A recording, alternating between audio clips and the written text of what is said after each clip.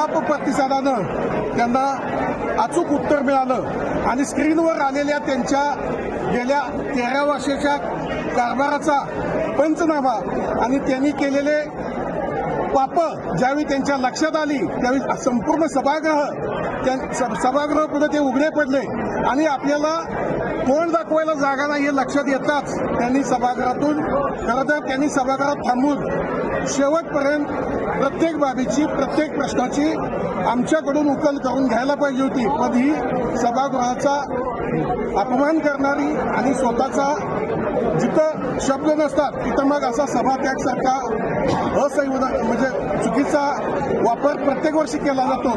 मुळात त्यांनी काल वर्तमानपत्राला बातमी देत असताना सांगितलं होतं की जुनं काही काढलं तर आम्ही सभा उधळून लावू। त्या एका वाक्यातच कळत होतं की आम्ही काय केलं होतं चुकीचं ते तुम्ही लोकांच्या पुढे आणू नका। सरकार हा तुलनात्मक ताळेबंदावर चालतो आणि त्यांचा कारभार ज्यावेळी त्यांच्या अखंड 4-5 हजार सभासदांच्या डोळ्यापुढे आला त्यावेळी अत्यंत नाईलाजाने त्यांनी सभात्याग केला। ठीक आहे, लोकशाहीत हे चालत राहतं। मी त्यांच्याही सूचनांचा आणि मताचा आदर करतो। भविष्यात ही बँक प्रगतीपथावर आणखी पुढे जाण्यासाठी सगळ्यांनी मिळून एकत्र काम करू। धन्यवाद।